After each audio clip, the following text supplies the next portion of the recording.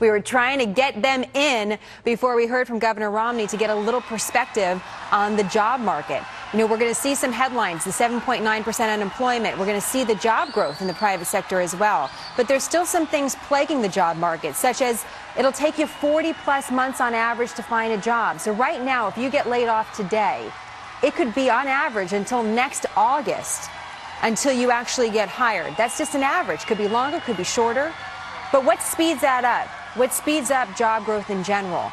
Are we in a new normal where this is what we can expect on any economy, under any president?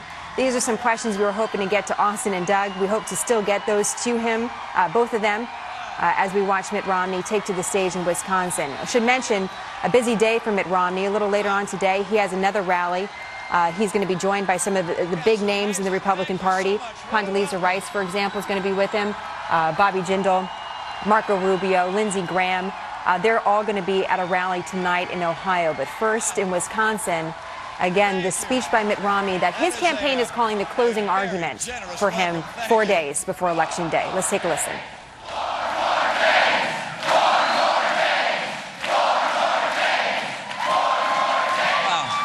So much. You got that one right, by the way. You got that absolutely right. 4 more days. This is a, wow, great experience to be here with you today. This is so exciting. What a great state. What a great welcome. And by the way, this state is going to help me become the next president of the United States.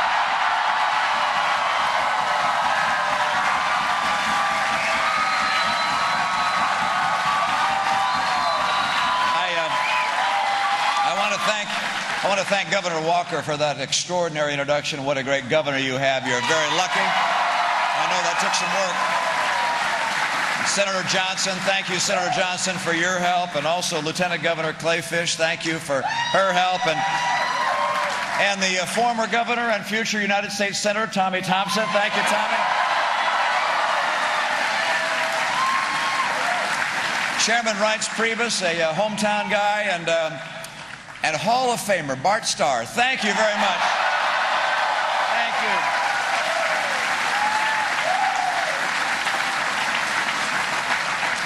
you. Old friends here too. Ann Wall, it was kind of her to speak here. My son is also joining us, and my youngest son, he's been campaigning. My boys have been campaigning all over the country. This has been a family affair for us, and their support means a lot to me, and yours, and the work you have done, the contacts made in Wisconsin over the last months have just blown everybody away. And I want to thank you for the work you're doing. That's going to help us get this victory.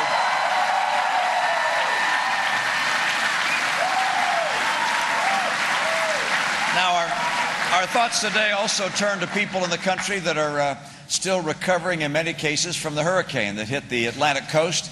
A lot of people having very tough times. And I hope you'll keep them in your thoughts and prayers. And if you have an extra $1 or more, you can send it to the American Red Cross or to the Salvation Army or other relief organizations to help fellow Americans. We are a nation of generous hearts, and those hearts are called upon in a time of crisis like this. I want to thank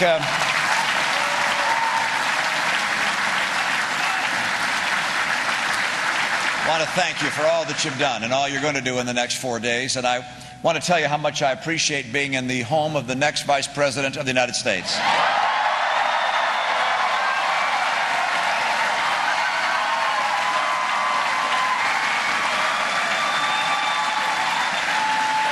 You know, next to Ann Romney, Paul Ryan is the best choice I've ever made. I got to tell you.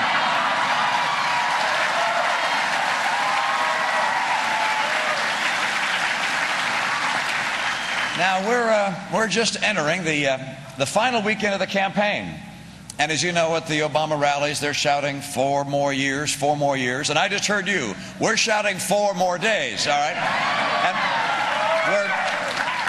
we're so very grateful to you and to people, frankly, across the country for all that you've done, all they've done to give yourselves to this campaign. And as you know, this is not just about Paul and me. This is about America. It's about the future we're going to leave to our children. We thank you, and we ask you to stay at it all the way to the finish line, because we're going to win on Tuesday night.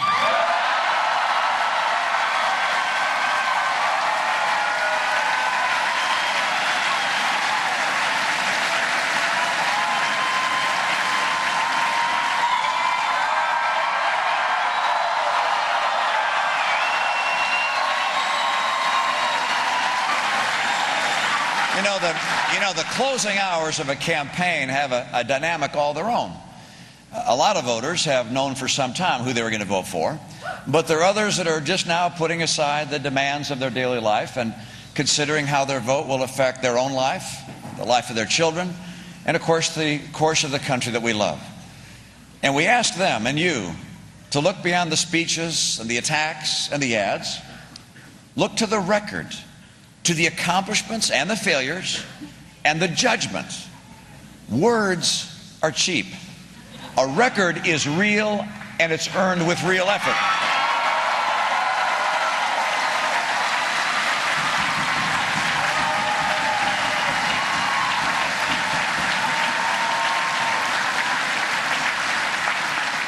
Real change is not measured in words.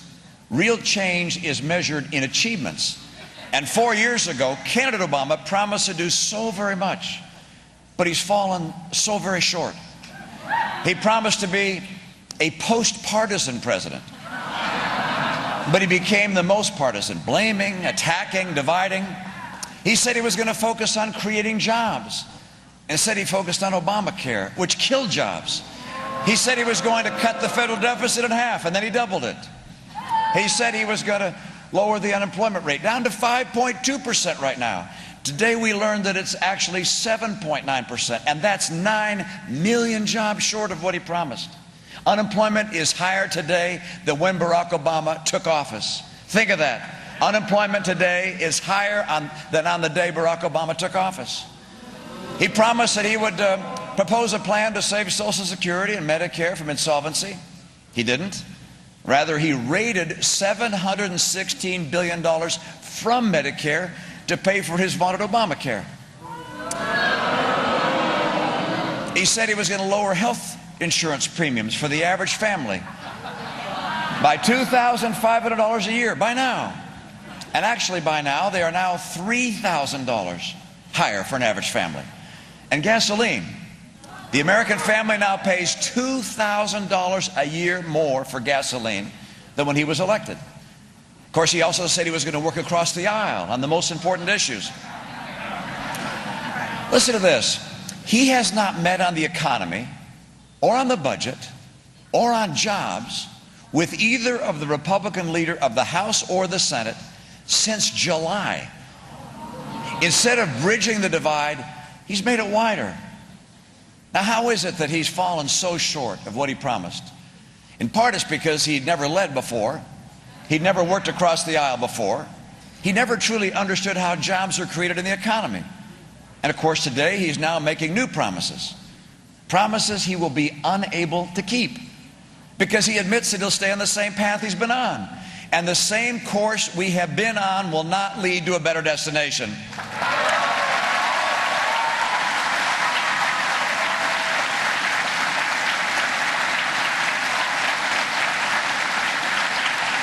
And you know this. The same path we're on means $20 trillion in debt in 4 years. It means crippling unemployment continues. It means stagnant take-home pay, depressed home values, and a devastated military. And unless we change course, we may well be looking at another recession. The question of this election comes down to this. Do you want more of the same, or do you want real change? And we bring real change.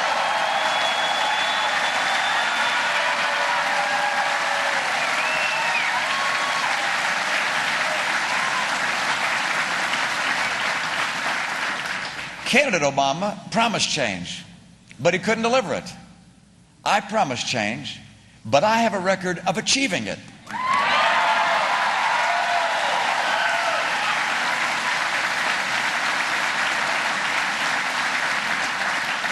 I built a business. I turned around another.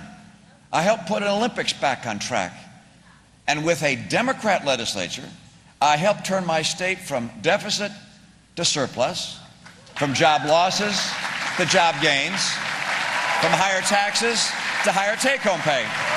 That's change.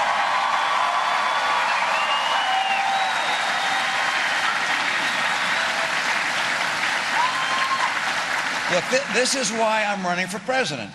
I know how to change the course that the country's on, how to get us to a balanced budget, how to build jobs and help raise take-home pay.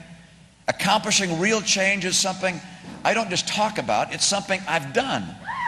And it's what I'm going to do when I'm President of the United States, with your help.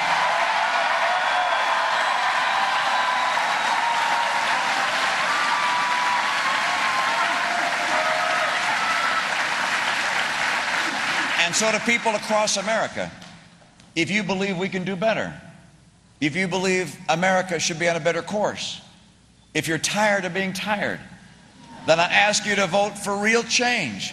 Paul Ryan and I will bring real change to America from day one.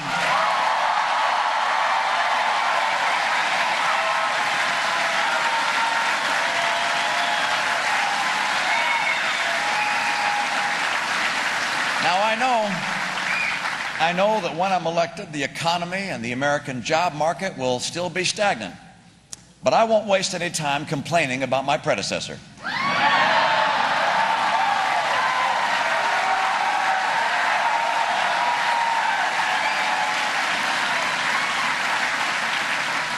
I won't spend my effort trying to pass partisan legislation that's unrelated to economic growth. From day one, I'll go to work to help Americans get back to work. People across the country are responding to our five-part plan to create jobs. Part one, as you know, is about taking full advantage of our energy resources.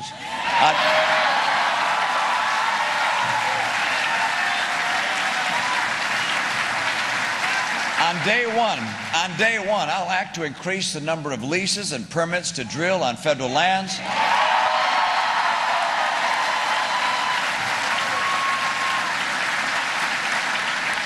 I will act to speed the approval of the Keystone Pipeline from Canada.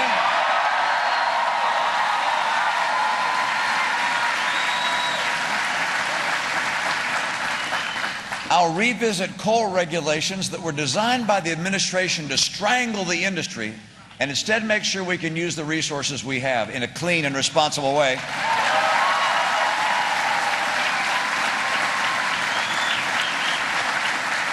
You see, on day one, we will be closer to North American energy independence.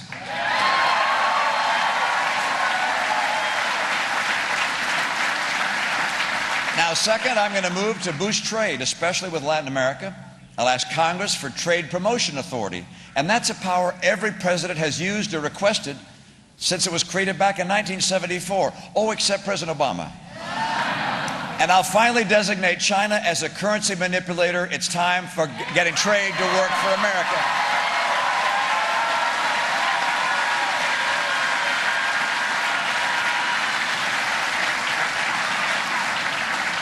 Now, third, I'm going to send to Congress the Retraining Reform Act to make sure that every worker who feels left behind in this economy can get the skills and the chance for a good-paying job. And fourth, I'll move to tackle out-of-control spending. Now,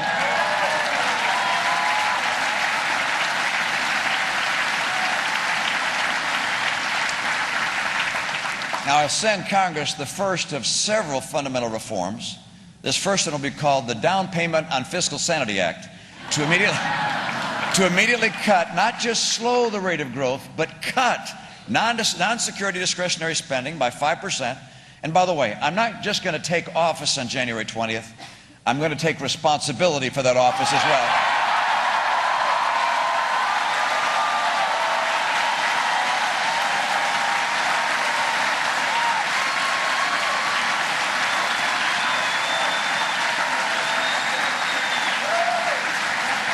And number five, I'm going to act to boost small business and all business.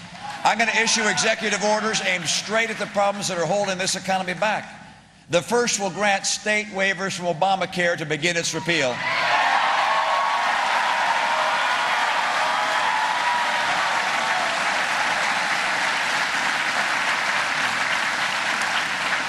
The second executive order will launch a sweeping review of all Obama-era regulations with an eye to eliminating or repairing those that are killing jobs and small businesses.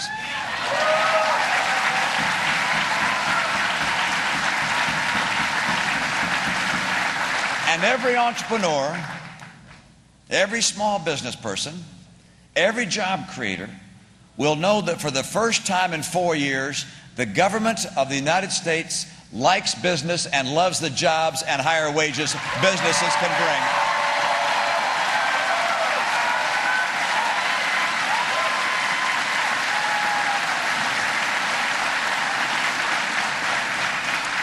We've almost forgotten what a real recovery looks like.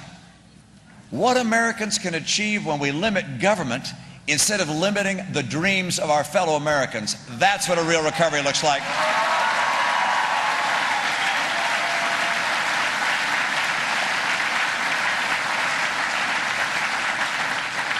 It's within the power of the American people to choose their own future.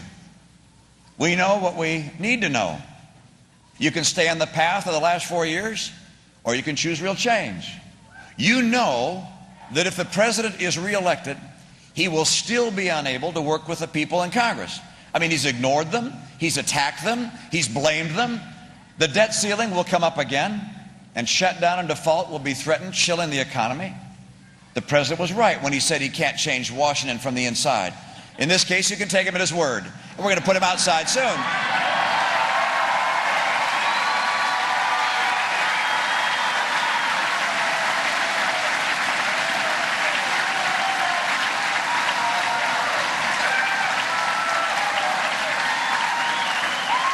Look, when I'm elected, I'll work with Republicans and Democrats in Congress. I'll meet with them regularly. I'll endeavor to find those good men and good women on both sides of the aisle who care more about the country than about politics. And together we're going to put the nation on track to a balanced budget, to reform our tax code, and to finally reaffirm our commitment to financial responsibility. It can happen.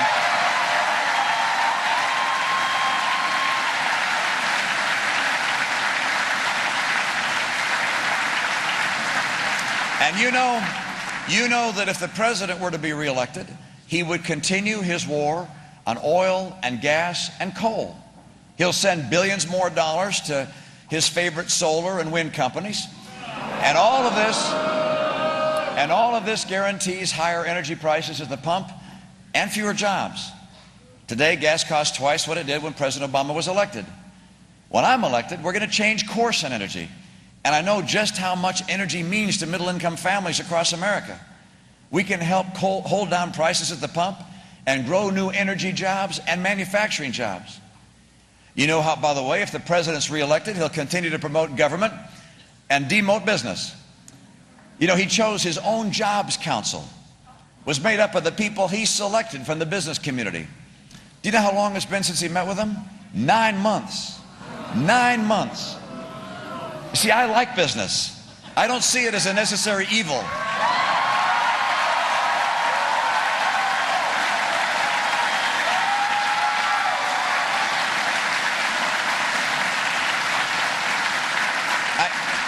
I see it as a means for people to fulfill their dreams.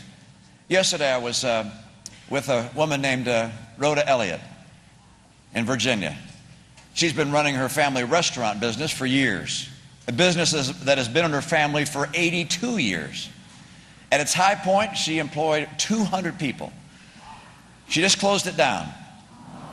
And she told me that regulations and taxes, Obamacare, and the effects of the Obama economy put her out of business. And she teared up when we were talking. This wasn't about money. This was about a future for her family and for her family of employees. I want to help the hundreds of thousands of dreamers like Rhoda. And when I'm president, I will.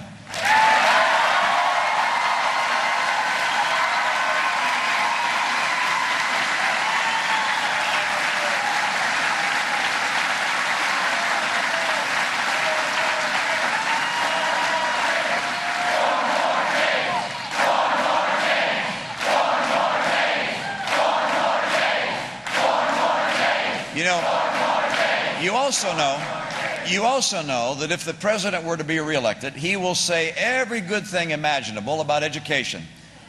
But in the final analysis, he'll do what his largest campaign supporters, the public sector unions, tell him to do.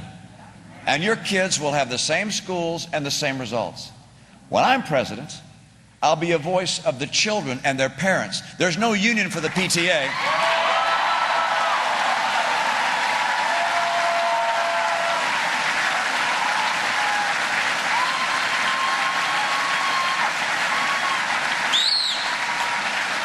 I'll make sure that parents have the information they need to see whether their school is succeeding or failing. And I want to make sure parents also have the choice they need to be able to pick the school where their child has the best chance for success.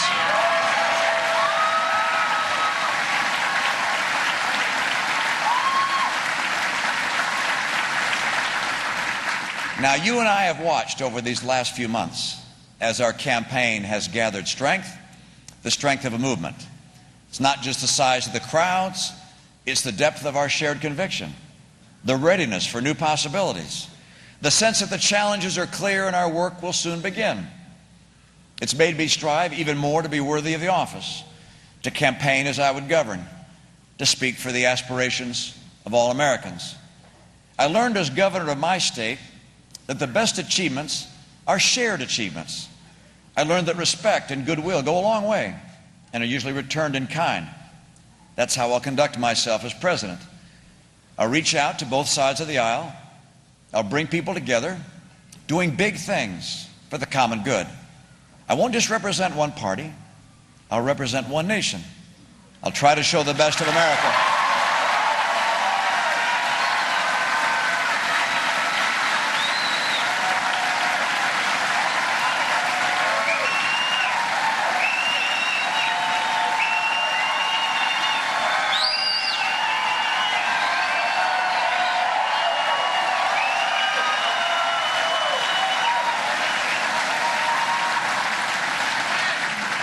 We will all do our best, because at a time like this, only the best will do. Now, throughout this campaign, using every argument he can think of, President Obama has tried to convince folks that these last 4 years have been a success. He's so sure of that he's got one big plan for the next 4 years. And that is, he wants to take all the ideas from the first term, you know, the stimulus, the borrowing, Obamacare, all the rest, and then go back and do it all over again. That could be boiled down, that idea could be boiled down to 4 words: more of the same. I don't believe this is a moment when our big dreams will be satisfied with a small agenda. I'll lead America to a better place, where confidence in the future is assured, not questioned. This is not a time for America to settle. We're 4 days away from a fresh start, 4 days away from the first day of a new beginning.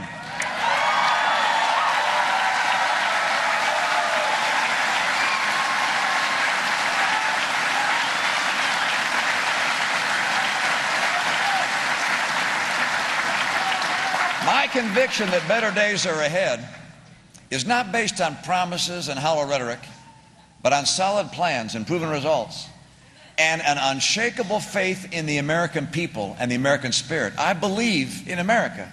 I believe in the American people. And if there's anyone worried that the last 4 years are the best we can do, if there's anyone who fears that the American dream is fading, if there's anyone who wonders whether better jobs and better paychecks are things of the past, I have a clear and unequivocal message. With the right leadership, America will come roaring back.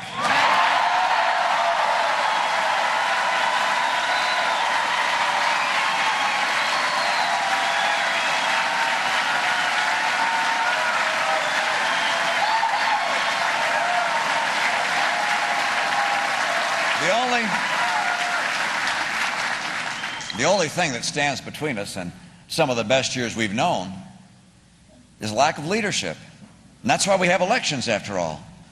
This Tuesday is a moment to look into the future and imagine what we can do to put the past 4 years behind us and start building a new future. You saw the differences, by the way, when President Obama and I were side by side in our debates.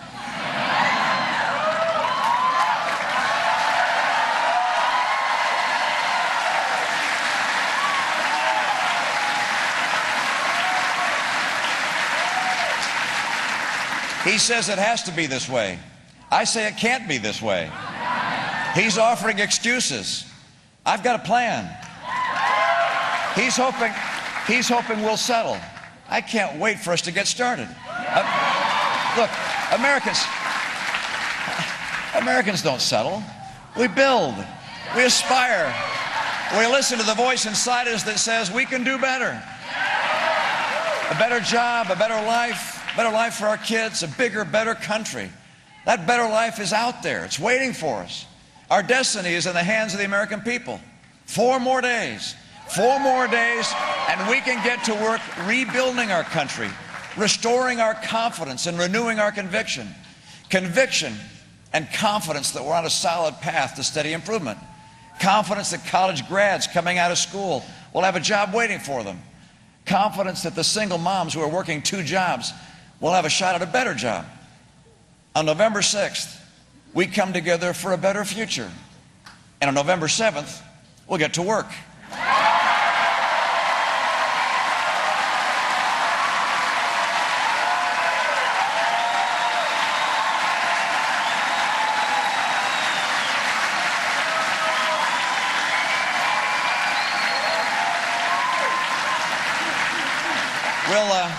We'll reach across the street to that neighbor with the other yard sign. And we'll reach across the aisle in Washington to people of good faith and the other party. There's much more to this than just being our moment. It's America's moment of renewal and purpose and optimism. We've journeyed a long way in this great campaign for America's future. And now we're almost home. One final push is going to get us there. We've known a lot of long days and a lot of short nights, and now we're very, very close. And the bridge to a brighter future is there. It's open. It's waiting for us. I need your vote. I need your help. Walk with me.